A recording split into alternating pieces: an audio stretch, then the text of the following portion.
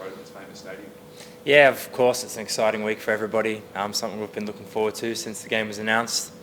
It's another big step for us on the path we're on. Another top opposition and a great opportunity for us to test ourselves against world-class opponents. So yeah, it's of course a special venue, especially for the ones of us who have played in the UK. It's not somewhere you get the opportunity to play very often, if ever.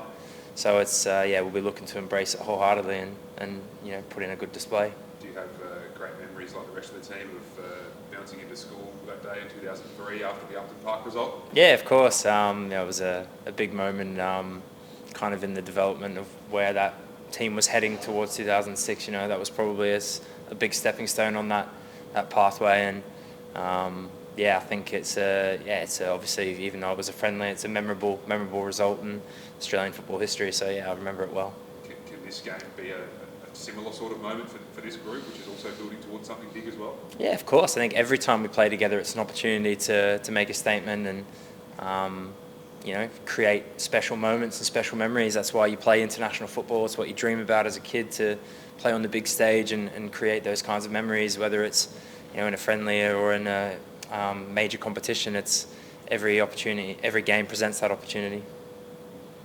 What about for yourself, Jackson? You've become a cult figure in Germany and everybody knows you now. Do you feel as though this is another good stepping stone for yourself personally? Do you not think of those things? To a certain degree, of course. It's for me, it's probably more a reward for the kind of path and progress I've made throughout my own career. But my position within this team now is very different. Whereas as a senior player and got to be that that kind of stone that can hold the team together in ways amongst the players with less international experience. So of course I'm, as much as anyone, I'm a football romantic, and playing at Wembley against England is a huge moment for myself. But it's in the context of where we are as a group and as a team, it's probably a different role for me to take on Friday night. There's looking at that team in 2003 that won, there were these sort of iconic figures for Australian football, guys who were big in the top flight of English football. Why are there no Socceroos in the top flight of English football at the moment? Do you think that that's about to break and that we will find more coming through? It's tough to say. We've got players at different stages of their careers at the moment. Players who have had, as I say, different paths and playing in different leagues at different levels. Obviously, the development of the game in the last 20 years has been quite dramatic across world football, not just in where we are. And as you can say, of course, in 2006 we had players playing in the Premier League, playing at the highest level, but and we didn't have that in Qatar yet. We performed equally as well.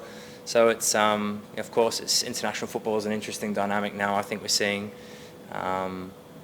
it's less important where players play the domestic football, and it's more about the dynamic of the team. And I think we've shown again against Mexico and in recent weeks that we're capable of competing at this level, despite not having players that maybe play at Premier League level.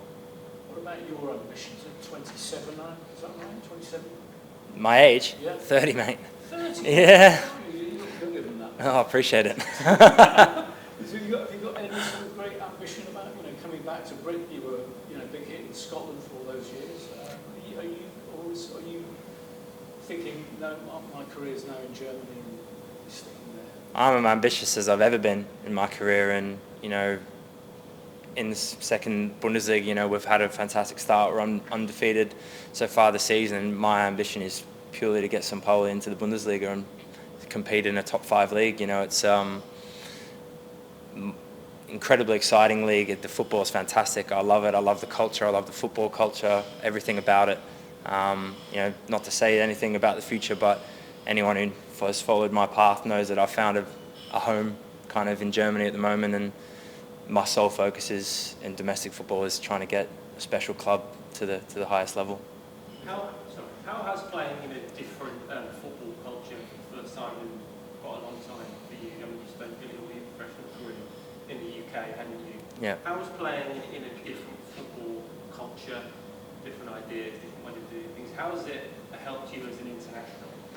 Oh, hugely. Learning the game tactically from a different perspective changes everything as you grow as a player. And experience is one thing, but working with different coaches with different philosophies, and the older you get, the more you're able to kind of embrace and understand that. And it definitely has helped me grow as a player, and probably brought me into the best form of my international career as well. Since I did move to Germany, it's given me a totally different understanding of the game, and I'm still now learning more than ever. And I think we tend to find that a lot with Australian players, that we develop probably in a different rate because of maybe the pathway and the journey that we go through in football. And as I say, for myself, I feel like I'm growing and improving all the time. And as I say, I think that cultural change and that footballing change has definitely improved me as a player at international level as well.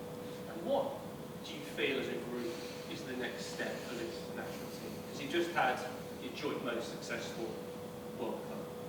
I'm sure you've got lots of kind of internal targets about continuing to develop the team individually and so on. But kind of what's kind of your practical target? Having just got to the last 16 of the World Cup, you're just starting the next World Cup cycle now. What do you kind of aim for? What is realistic for Australia when it comes to, say, the next World Cup?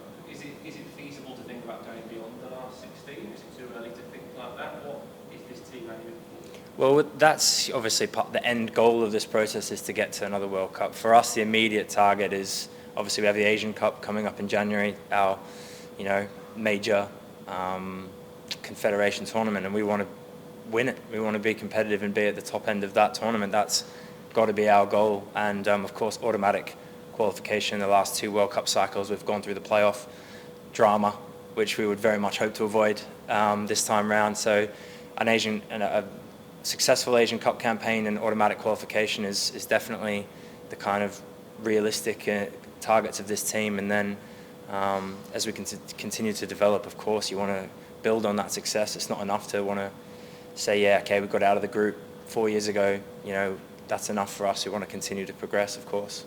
And fingers crossed for you, you'll be facing Harry Kane domestically next season. You're facing him on Friday. How are you feeling about going up against Germany's newest kind of footballing port?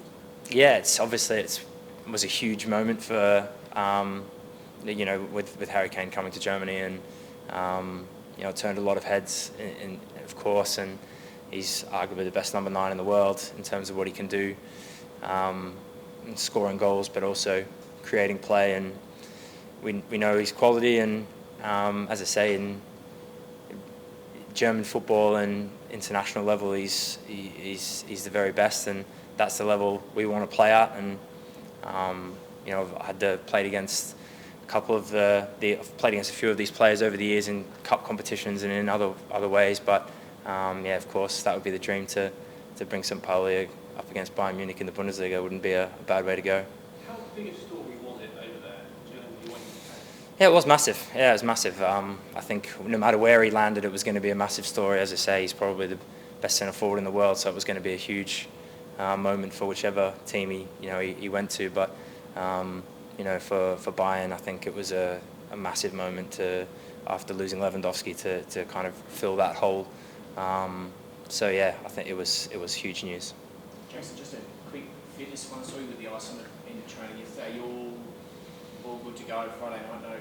No worries at all? Yeah, just precautionary. Obviously, I picked up that ankle injury over in Dallas, and kind of had a pretty really quick recovery, and came straight back into the team on Saturday. And I've played a lot of football over the last months and everything. So yeah, just precautionary and keeping myself ready to go at the maximum for Friday. Obviously, asked about taking on Harry Kane, but it's a pretty big midfield battle as well. How big is the challenge in front of you guys? Yeah, of course. Individual quality at international level is always immense, and we know the players, we know what they're capable of, and as you say, when you come up against this caliber of player, it all kind of goes to the background. That every team at this level is capable of hurting you with that, but it's all got to be about structure and playing as a unit, and that, as I said, that team dynamic that we bring, and that's got to be our focus. And obviously you want to nullify their threats, but for us, we've got to focus on our own performance and put in the best display we can. Jacko, just having Aston go back in the squad and the team, first of all, how exciting is that? For you, obviously, he's been a mainstay for the past 4 years, but do you think he adds a different dynamic to the midfield as well, especially with what he's been doing previously? Absolutely. One of our most talented players. Absolutely, he's been obviously. Just even from a personal level, is an old mate of mine, and to have him back here is huge. He brings a wealth of experience. He's played at more games than most of the players here, even though he's been absent for a few years. And seeing his kind of resurgence into championship level, where he's more than capable of playing at and showing that he's one of the better midfielders at that level, it's hugely important to us. And delighted to see him back, and can't wait to see him in a Socceroos jersey again, that's for sure. Jackson, who's the current Socceroos? Who's the player that excites you? Somebody within the squad that you look at and think, what future he's got? Oh, there's loads. And that's not just players who are present here, that's players playing domestically in the A-League, young players that are making their first moves into Europe. Every camp, it feels like there's 2 or 3 that come in that, you can see glimmers of their potential. And, we're in that period now where these players are starting to build their careers in Europe and also in the A-League. And that development is going to be really exciting over the next few years. And we've got that good combination of experience and those younger players as well. And I think the future in that regard is going to be bright, and it's just about finding that balance of when for them to come in here and make their mark. Motora is probably the newest one, right? Training on with Yeah. the team. I'm sure you've seen some of what he did for Adelaide before he moved to France. How much does he just taking him as an example excite you with his potential? Yeah, of course. He's you see it even just in glimpses at training yesterday and the first on-field session with him, and he's got immense quality and obviously physical attributes that can be extremely helpful for this team. And he's another one, and Patrick Yazbek as well, who I saw yesterday for the first time. Really looks composed and calm, and these young players, they come in with such a confidence and composure, which is can be rare for young players at international level. So it's exciting to see new faces all the time and welcome them into the group. And as I say, their pathway over the next few years is going to be exciting to follow. Young player, you see quite a bit of his kind of Metcalf, obviously, as well. I was just curious how you sort of see him develop and how he's going to change since he's made the move over to Germany, I guess. What you sort of see his potential and ceiling at. I don't need to probably say how highly I rate Connor and what a teammate and player that he is. He's been a huge part of since we've kind of had the change of manager and the success we've had since January. He's been played a huge role in that. He's had to be a bit more versatile in his role within the team as well, but he's just, he's, as I say, he's a top teammate. He's got such great quality. I thought he did really well against Mexico, again in kind of a newer role for him in terms of the way he's been playing recently. But we've seen with a couple of goals he scored this month, the quality he possesses in the final third, as well as all his other attributes. But he's a fantastic young player. He's been a huge part of why we've been successful over the last 9 months at St. Pauli, and I'm just even more excited to see how he keeps growing as a Socceroo. Could just ask also about what do you think about Jude Bellingham? Is there a hotter player in world football at the moment? Probably not.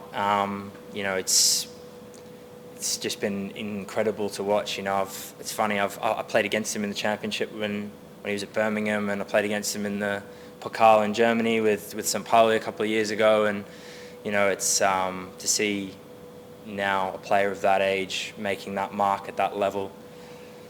There's nothing left to say. Everything's been said. Everyone can see the result of what he's got and what he's brought and the way he carries himself. And he's arguably the best player in the world at the moment, like in a lot of ways. And it's going to be another exciting test to come up against a player of that caliber who's in the form that he is. We'll see how we go with that on Friday night. Could you recognise? Just really, did you recognise how good he was even then when you were up against him? Blimey. Yeah. Well, I remember the first time I played against him in the championship, and I don't even know if he was 16 yet. I think he was like 15 and 10, 11 months or something like that. The first time I played against him, and you just doesn't make sense. It doesn't compute in your brain that a player can play like that at that age. And his growth and development is just, the whole world's watched him, and he seems to have taken it all in his stride, and that's a testament to a kind of character as well. And now doing it at the biggest stage at the biggest club in the world.